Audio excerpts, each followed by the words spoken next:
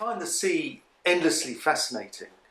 I did scribble in a sketchbook years ago that I could just paint the sea every single day and that would be enough.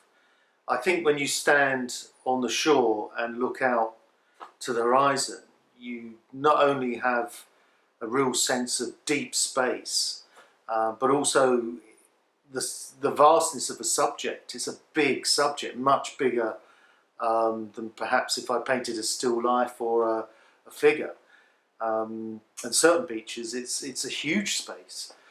And compositionally, it's a very simple structure. It's 3 bands of composition that go horizontally across a canvas. So you get the band of sky, you get the band of sea, and the band of the foreshore.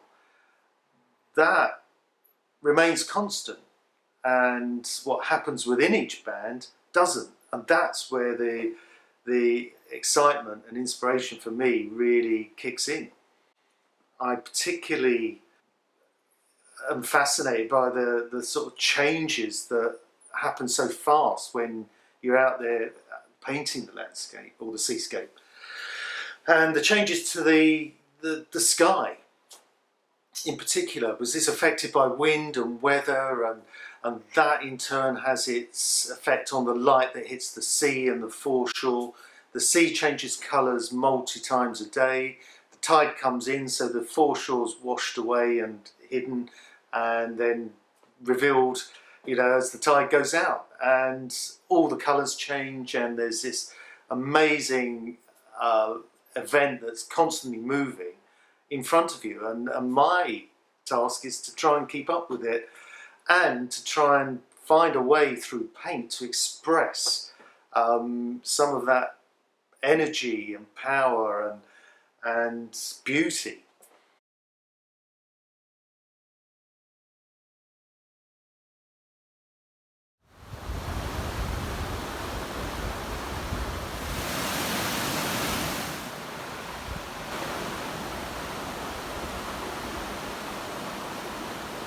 The Autumn River series of paintings is based on a river in Dartmoor, on the edge of Dartmoor, and it's a place I've been going to for a number of years, well actually since I was a teenager, and it's always captivated me as an artist. And I made a series of en plein air paintings for my first ever one-man show in London, and I just wanted to make another series, but I've never done so until now. And they're very different, they are extremely different. But they all wanted to capture something of the spirit of a very beautiful place.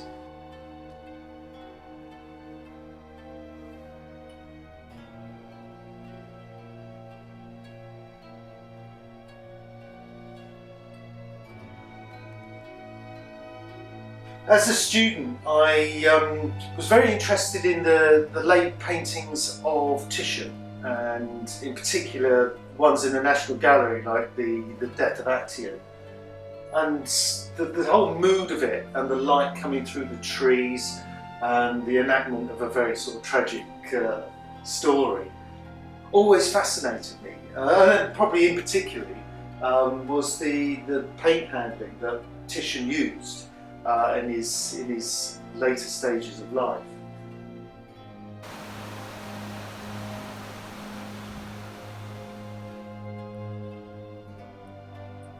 I have a real love of painting and a deep impulse to paint, and I think I search for subject matter that I hope will somehow mirror my own ideas, thoughts and feelings about the subject and about painting.